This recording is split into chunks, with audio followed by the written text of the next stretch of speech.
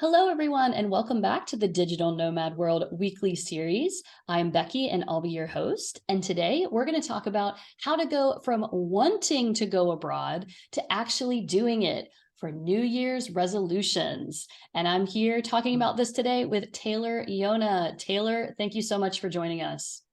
Thank you for having me. Yes, it's so great to meet you. And I'd love to hear first about your background and how you became a digital nomad. Sure. So it was actually a few days ago where a friend of mine sent me a text message with a picture of us from a year ago when I was still living in LA. I just moved back home to my parents' house. And he said, "Whoa, this was a year ago. Think of all the things you did in the last year." And it inspired me to go look at what my New Year's resolutions were last year. And I looked over them. And I think one of them was to solo travel or to find a way to work and travel to one place on my own because I was so afraid of doing it. And in the past 6 months, I've been to like 5 different continents. I was in India, Ecuador, Austria, Greece. Now I'm in Africa, in Morocco. And I just had a moment where I realized, wow, I actually just turned this small little whisper inside that wanted this into my reality. And that is what I want to talk about today. Oh, I'm so excited. And can I ask you to pan quickly around where you are right now? Because this is the epitome of Sure. being a nomad. So this is the view. This is the Agafay Desert in Morocco. I'm at Salina, and this is my glamping tent. I have people in Oh my my tent. goodness. Yes. Wow. And Yes. how's the Wi-Fi there? Perfect. The best Wi-Fi because it's like there's only like 20 people using it at a time. So Oh, it's perfect. Yes. that's great. And I ask because a lot of people have a fear too that if they go abroad, they're not going to be able to like have great Wi-Fi. And if they're already For working, sure. keep working, right? Yeah, I've also noticed that it's either there's good Wi-Fi and then too many people and distractions, or there's no Wi-Fi in like the quieter remote places. And this is the perfect location because there's great Wi-Fi and it's quiet and perfect for really just having peace and focusing on whatever work you have to get done at the same time. And a beautiful desert. That's amazing. Getting sun Yes. in the winter. I'm very jealous. As you guys can see, it's very dark behind me because I'm in Right. Berlin. Darkness at 4:30, guys. All right. Well, I want to ask you. So you said you had this whisper about Mhm. wanting to travel solo, and it wasn't even a year ago when you were thinking about this. So when did you first start thinking about wanting to work abroad or travel abroad like this? And what Mhm. steps did you take finally to execute your plan? Wow. So I think it's so important because the people who are doing it that are close to us really inspire us to pave this path. Like when you know one person who does this, who lives in this reality, you're expanding the awareness of what's possible for everyone who knows that person. And that's also the beauty of going on this path is that you affect everyone who knows you. There you've now created a path of freedom for them. For me, I had a friend or still have a friend. He's one of my best friends, Amichai, and Digital Nomad World is his passion project, his life. And before it was a thing, we were friends in university, best friends. And he said, I want to be a digital nomad. That's my dream. And so many things were stopping him, like having a family and traveling with a child. And he ended up making that a reality. So I said, okay, if he can do it married with a child, I can definitely do it. And I want to give him credit for that because I think he showed me that this path is possible. Because again, hearing that people do it that don't know you is one thing, like someone close to you creating that life is another. And I remember it was like a year and a half ago. I was still in a relationship. I was living a very stable, different life than I'm living right now. And just one day I remember feeling like, oh, I really want to do this. I think I was watching Eat, Pray, Love, and I stopped watching it because it made me so triggered. I was like, I don't want to know this. I don't want to see this. No, thank you. Like, this is obviously the truth, and I don't want to see it. And slowly, ending that relationship, leaving where I was living at the time, which was Israel, moving back home was like one step towards my truth, just saying, okay, what do I need to start doing to create this reality? Sometimes it's stepping away from certain things to create that opportunity and freedom. So I went back home. I had tickets to go to Costa Rica and Panama, but I chickened out. That's the truth. I mean, part of me also felt like I want to stay home a bit. And I ended up putting it aside and saying, when the time will come, it'll happen naturally. It'll happen in flow. Like I've opened the space for it. I'm free. I have the opportunity. I'm going to make this a reality, but I'm not going to force it to. I'm not going to make it happen now. So I gave myself some time. And it was like 5 months after that I got an opportunity, started in Austria and continued from there until now. I've been traveling. Wow. And was that your first time traveling solo? So in the past, had you traveled a lot, but always with Mhm. other people? So I had traveled, I think my life, I've only traveled either with a boyfriend or with my parents, like one of my parents or my brother. No, not even with my brother. I think only with my dad or with a boyfriend ever, which is funny because now looking back, that's what made me feel always secure and safe to have like a male with me, a man with me as a woman. And last year, I mean, the year before, no, last year, I think it was like a year and a half ago when I left my boyfriend, we had a trip we planned to go to Austria, to the Selena in Austria. And because we broke up, we didn't end up going together. So that was my first time traveling alone. It was 2 weeks. And I was like hysterical. Like I was paranoid. I was sleeping with the lights on. I was so afraid. And I want to say, like, this is like a really big thing. Like, so many women, especially, are afraid of traveling alone. And I want to say that I was definitely one of those women. And this was like in the middle of like the Austrian Alps, like probably 0% danger or threat in where I was. And I thought to myself, I would never travel to somewhere like India or South America or, these crazy exotic places by myself. And eventually I got myself to go to all of those places. So, I mean, the first time I traveled alone was only 2 weeks in Austria or in America, in like New York or, within America. But traveling alone for me was really going to places that are not Europe and America, where it was less comfortable and familiar. So how did you take those first steps? I mean, this was your New Year's resolution. How did you finally get on the road? You said you got an opportunity, but how did you get over, especially the fear? Because I think it's something that really stops people from achieving this travel dream. Yeah, I think most of my line of work is not only about helping people be honest about what they want in life, whether it's to travel or to, find a partner or, manifest some sort of reality or their dream career, whatever it is. The first step is understanding what it is. The second step is having the courage to pursue it. And courage is a very interesting thing because I think that there's no real way to pursue to actually build courage. It actually comes through just doing the things that scare you the most and realizing that the fear is not going anywhere. I started with Austria because it was a familiar environment. So I was like, okay, I'll start there. And I'm not pressuring myself to go anywhere else. On my resolution, it was to travel solo one place. And I was in Austria. I won a competition to go to Ecuador for free. And I was like, okay, opportunity. Let's just say yes. This opportunity is coming. I was super scared, super, not hesitant to go. But then I said, okay, I'm just going to agree to this. Obviously, the universe is calling me there. And from there, I was like, okay, I think I'm ready. I want to go study in India, and really just one step at a time. I think that, first of all, in terms of the other travels or where I'm traveling now, traveling within the Salinas always gave me this sense of familiarity. So when I started in Austria, it was a Salina, and I knew going to Ecuador was Salina, and coming to Morocco, it's Salina. And even though the environment is different, there's something about the energy, the vibe, the community at Salina that made me feel like, okay, there is a something that feels familiar. There's something here that I understand, that it doesn't feel as scary. But the second thing is that I really just didn't pressure myself to do things that are too scary. I would just take one small step to overcome a fear. And every time that you do it, you realize, wow, my fears make no sense, that was the best experience ever. And you start to build evidence in favor of that little whisper instead of your fears. And slowly, the fears get quieter. I love that. And for some reason, you Yeah. reminded me of McDonald's. Like it's that thing that's around the world and you know it and Yes, it's familiar. And if worst comes to worst, you can always go in there and get something you exactly. recognize and it's a start. Then you start Right. going to the local places. Yeah. Yeah. Love that. Yes, it's exactly that. Well, I have to know, what was your experience like once you started getting out there, traveling, working even as a digital nomad on the road? How did your travels differ from your expectations?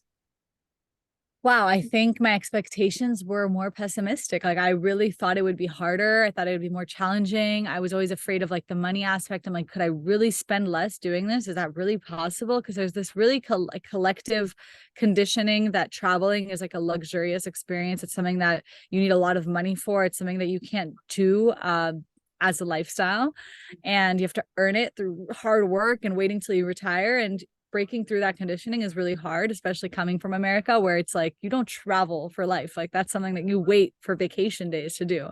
So challenging that and seeing that my life is actually cheaper traveling was different than my expectations, that I can be more productive when I'm enjoying my life. Like when I feel more at peace, when I feel like I see the ROI, like I see why I'm working, what the money is being used for. And it's something that brings me so much peace and joy and really enriches my life. It gives me more motivation to work. It's not just to do the same old thing. So that's the second thing. And I think it was just to see that the world is not that scary. I feel like we see a lot of the worst things that are happening in the world all the time, and getting out into the world and just meeting people and speaking to them on a very deep level and seeing we're all pretty much the same, no matter where we're from or what background we have or what culture we have, just instilled a lot of hope in me and in humanity and the future of the world. Honestly, it just left me feeling a lot more pessimistic about life in general. Oh, I love that. I love that, like when you go to that first country, like Colombia, I could think of, for example, where we all Mm, hear the violence and it's dangerous, but then you go and you're like, this is one of the most beautiful places I've ever been. right, And yeah, right. I think that it's so valuable that to push past those fears, like you've said. And I think that given that we're almost to the beginning of a new year, I want to talk about the New Year's resolutions now. And I want to ask you if for the tips that you have to help people make New Year's resolutions as you did, that can help make their own travel or work abroad dreams a reality. How do we go from really just thinking about it to finally getting out there and doing it? Love the word finally. I always say just finally doing it. Always, even when I'm like selling a course and stuff, it's not about a selling point. It's just really like, how can I help you finally just do what I know you want to do? So love that word, finally doing it. I think what I did that helped me last year is that I made very realistic, small baby step goals for every category of my life, whether it was my health and fitness, my career, because success is such a holistic thing. It's not something that's just in how you work, which is, how a lot of people see success.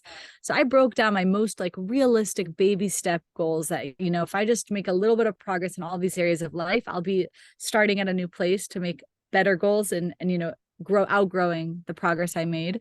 But then let myself make there's no such thing as realistic list. And I think that's like a really good tip.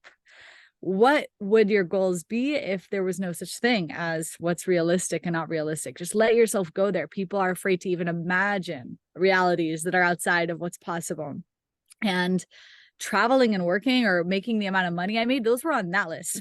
They weren't even on my baby step realistic goals list. They were on my big, if everything was possible list. And I think when we admit that truth to ourselves, we plant a seed in our heart and in our soul.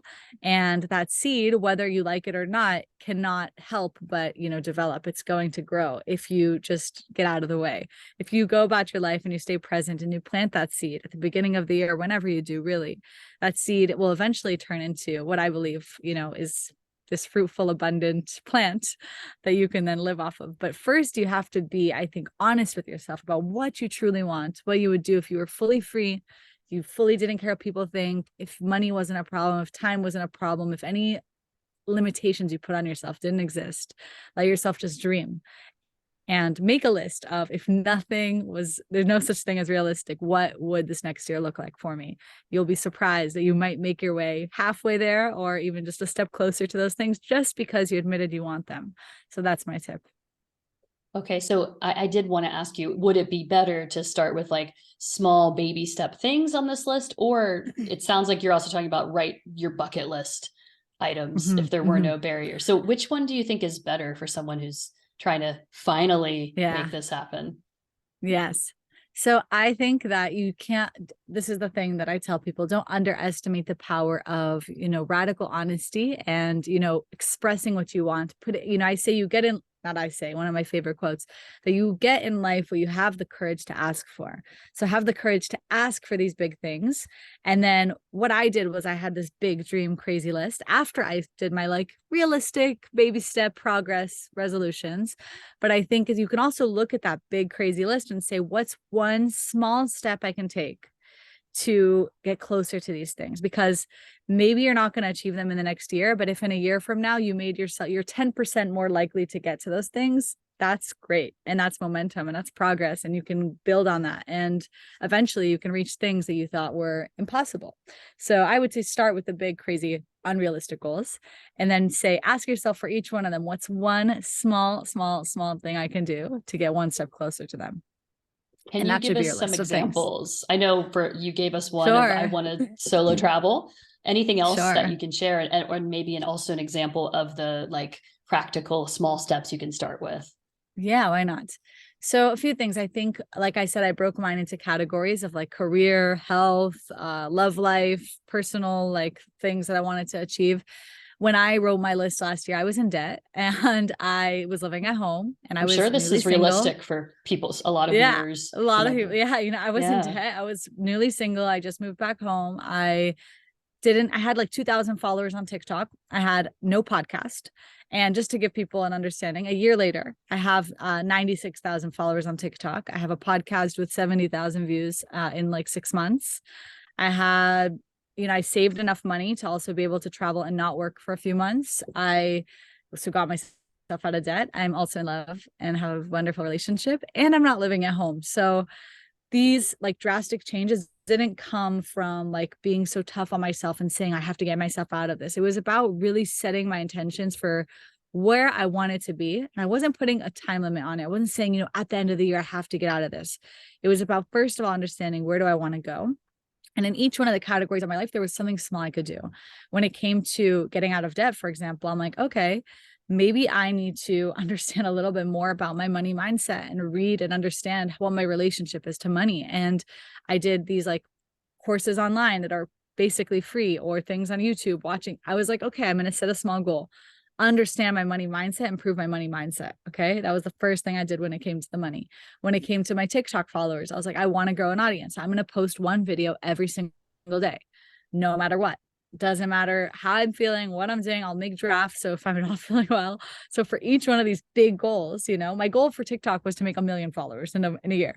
And I think if my goal wasn't 1 million followers, I wouldn't have gotten to 90, because for 1 million, I realized I have to do a lot. And doing a lot got me to the maximum that I was able to get to this year. And that's the idea. I let myself dream big and do one small practical step that brings me closer to those big, big, big dreams. And then that's how I made progress in all areas of my life. so just for comparison, like before you were posting one video a day on TikTok, what were you doing before you made that goal? How often were you posting? When I felt like it, which was very like sporadic and not, intentional, and didn't really give it my best effort. I really was just like doing, oh, okay, I'll just post here, I'll post there, I'll like kind of show up, I'll do it when I feel like it, I'll do it when it's convenient or fun. And it wasn't something that I took seriously. So I think when you set goals and you write them down, and another tip I would say is have them somewhere visual for the entire year. I had like a huge whiteboard calendar on my wall, and there was like a notes section on the right, and I wrote all my New Year's resolutions. There wasn't a day I didn't see them. And I was like, okay, like there's no reason to forget about these goals in 2 weeks from now or in a month from now. Like I'm giving them my attention once a day. I look at them every single day, and it kind of plants us, waters those seeds consistently to remind you where you're going and what you want. That's huge. I've never done that before. I've never put Mhm. the New Year's resolutions, like they've always been in a journal. They've never been like visually on the wall. I love Yeah. that. Yeah. Yeah. Cause I was like, okay, I do this every year, put it in a journal, close the journal, forgot about them. And it's like so easy to forget about them. So I would say put them up somewhere where you can see them. Okay, great. And I think that keyword you said, intentional, is so important Mm, because we often write the list and then we're like, yeah, but those small steps that you mentioned and with intention, look how much you yeah. changed in a year. That is so powerful. 100%. Intention is so powerful. And that's actually what I teach I'm doing a workshop where I'll be teaching what I did last year because I want to do it again. It's not like I made it to this other side. Let me teach you guys success. It's something that you have to repeat. There's no such thing as like making it. I fully believe it's like, if you get the body of your dreams, you now have to maintain that. If you find the relationship of your dreams, you have to put in work. So I did a lot of things that I'm proud of, but there's a new year ahead and I have new goals and new ideas. And as I was getting ready to set myself up for this, I was like, I want to teach this to other people and have us do it together online, like on a call. And the people watching this are probably going to see this after the live session. But if you DM me on my social platforms, I'll be selling the recording as well. So people can do it even if you do it in the middle of January, end of January, it's still obviously valuable. Okay, and I want to ask as a Yeah. personal question, if you don't mind Sure. sharing, did you Yeah. meet the person you're in a relationship with while you were traveling? Because I think this is Oh, even more yeah. motivation. Oh, can you share Yes. that story in whatever detail you'd Yes. like to Sure. inspire the viewers here? Absolutely. So when I got to Austria, I mean, the last thing I was looking for was actually a relationship. I was super not close to it. I was just ready to experience my life and be single. And I was actually committed to being celibate for a while because I wanted to attract something really pure and intentional again. And when I was in Austria, I met someone, and I'm Israeli American, I'm Jewish, and I met someone who's from Greece. He's Christian. And my entire life, I said, I'll never date someone who's not Jewish. It's just something that's so important to me and whatever, blah, blah, blah. My past self, funny. But even after we met, we were together for 2 months in Austria. And I then traveled to India and Ecuador, and we are together here now in Morocco. And it's a really great, healthy, loving relationship. Wonderful. One of the best gifts I've gotten from traveling. And I think that was another thing that just changed the way I see everything, because I'm with someone who comes from a completely different life and different background, different religion, different culture completely to mine. And in some beautiful way, it works. And it was not something I expected to, I actually thought traveling equals putting that part of my life on pause, which most people think. I'm 28, I'm not super, super young. And obviously I personally would like a family. So there was a fear, there was a part of me that was like, am I giving up on this to travel? Am I putting this on hold? And then I said, no, life doesn't work like that. You have to be open to everything. You have no idea. Like, you have no idea. You're going to meet so many people, you never know. And I think that's the important thing, is you don't have to set out traveling believing it's going to happen or wanting it to happen. Just be open to the fact that you might be wrong. You might be wrong. That's what I would say. Oh, well, thank you so much for sharing. I Yeah, mean, it's such a of great, you course. made these travel New Year's resolutions and look where Yeah. they led and all of these other Yes. things that have come. You made a visual, it was intentional. And okay, about the time frame of this. Now, of course, New Year's resolution we're Yeah. going to make at the beginning of the year. So how long do you think is realistic of a time frame to start to Mhm. start our trip or start your travel Mhm. goals that you made for yourself? Did you start saving when you made those travel Mhm. goals at the beginning of the year? Mhm. What do you think we should do? I didn't even really, I wasn't so adamant about traveling. I kind of put it out there. I was like, if it works and it's aligned and I make enough money and I feel comfortable, not comfortable, I feel like it's like I'm being called to go, I'm going to go, but I'm not pressuring myself anymore, which is good. Because I think anything you do with an intention that's rooted in this like fear and scarcity and anxiety and like, will I make it happen? Will it happen? Can I happen? Nah, nah, nah, is not going to happen. Really, if you have to have like this subtle confidence, this like peaceful, like it will happen in divine timing. The universe or whatever is going to come together to help me with this now that I've set this intention, now that I want this to happen. And I trust the timing of when it's going to happen. I think the second thing I like to tell people is you don't have to jump from going to 0% to 100% digital nomad. Experiment, go on a month vacation and bring your laptop, go on a 2 week vacation and bring your laptop, and start to become comfortable with that concept. Some people do it and find out it's not for them. And that's totally okay. Some people do it and realize, okay, no, actually, it's really hard for me to maintain routine and be productive and be disciplined while I'm traveling. It's not for everyone. That's the honest truth. But you won't know until you try. So you don't have to go sell all your belongings and say, fuck everything, sorry, excuse my language, to like go all over the world.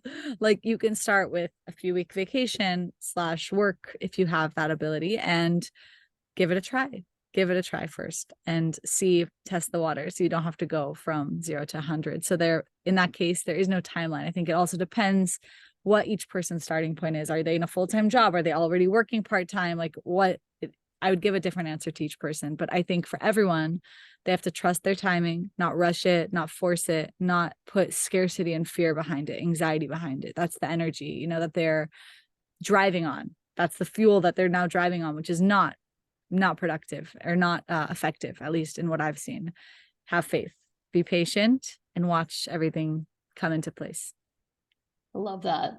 I have to ask you now, Taylor, what New Sure. Year's resolutions are you making for this year after such an incredible transformation? I mean, where do you go from Yeah. here? Are you going to also continue traveling? I think I'm ready to pause the traveling for now. I mean, I'm going to be in Greece, so it's not home for me. That's still traveling, in my opinion. It's just a foreign country, and I'll be working at different Salinas throughout Greece on an island and different locations they're opening. And that's nice. I just feel like I moved a little bit too much too quickly, like in a short period of time, and I need a little bit of time to be in one time zone, one environment with one type of food for my body and for just my ability to ground myself a bit. What New Year's resolutions for this year? That's a great question. I think that Good question. Let me think, because I really tried to put this question on pause to do it live on my call. I want to, Yeah, I was, for example, like if you're at hmm, 90,000 followers, I would well, imagine, yeah, and you grow had a all the million as the pages. set, like still go for a million or Yeah, let's yeah. let's grow everything. Okay, I want everything to grow in like a very, not just grow it. I want to grow, but I want to grow and attract the people that I really feel, are aligned with my mission and what I'm speaking about, not just numbers. And I really see the quality of the community over the quantity of followers, so that's important to me.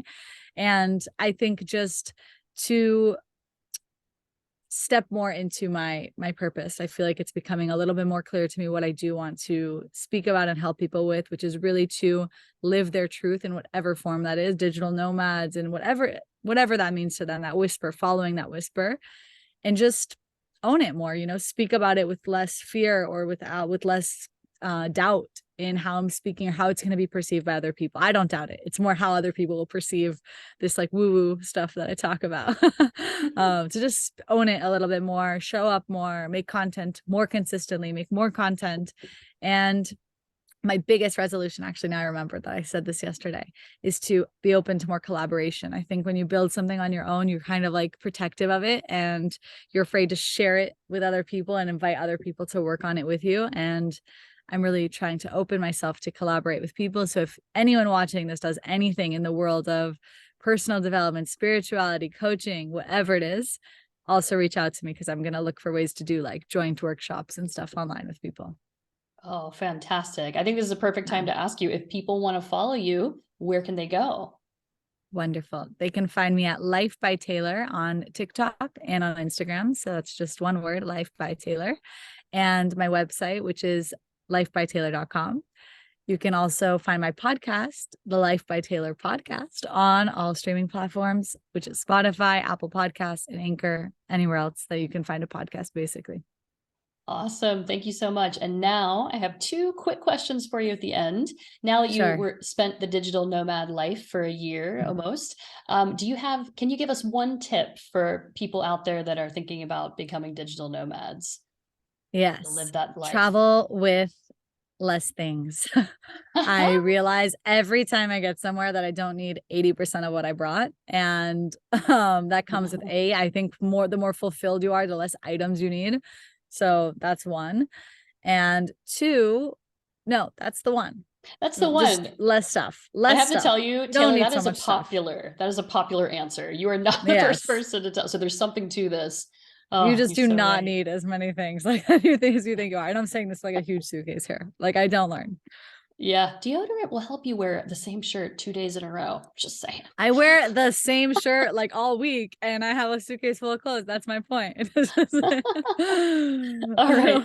And I want to end on a humorous note here. Can you Sure. share with us one funny experience you've had as a nomad in this past year?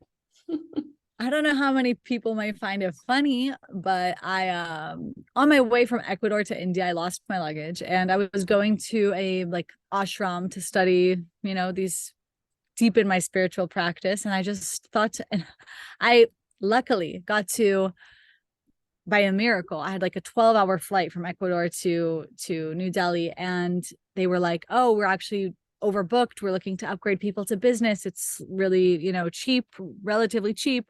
I spent, I think, $300 and I upgraded to business. I remember sitting in the business class seat and they're handing me champagne and I'm just literally sitting there, like the irony of me sitting here right now in business class with champagne in my hand when I have no luggage. I'm about to be in India with nothing, no clothes. Like I was like, I better enjoy these 12 hours as much as possible. And I remember laughing to myself thinking, okay, universe, like this is part of the journey. And I think that there's so many moments in the digital nomad journey where you realize that you are more resilient than you think you are, where things solve themselves and you figure things out in ways that you're just like, it just works. Everything ends up working out. And I realized that I didn't even need my luggage. I didn't get it for like 3 weeks. I was in there in India for a month, and I was like, okay, we're just gonna take this as a lesson. So that was my not funny story, just like what's going on story. I find it funny. I find it ironic. Yeah. And hey, as long as you had one Yes. shirt, right? You're gonna be good. Listen, the champagne and business class, like I was like, luxurious life, like my last 12 minutes of comfort and like enjoying myself. Yes. Oh, yeah. Okay. On that note, all the viewers watching, let's grab a glass of champagne now. Makes me also think Yes. of New Year's. Let's make our New Year's Absolutely. resolutions. Let's keep it in front of us. We can see it every day, and let's be intentional. And hopefully, you can live your travel Absolutely. dreams in 2023. I hope a year much more open for everybody, less restrictions on Yes. travel, more collaboration, like you said. Yes. And follow me if you need to consistently be reminded and inspired to do this. I'm here Yes, for you. yes. Please follow Taylor. And thank you, Taylor, for Yes. joining us today. It was a pleasure to talk to Thank you. you. Enjoy Thank you for Morocco. having me. You're Thank you. welcome. Thank you.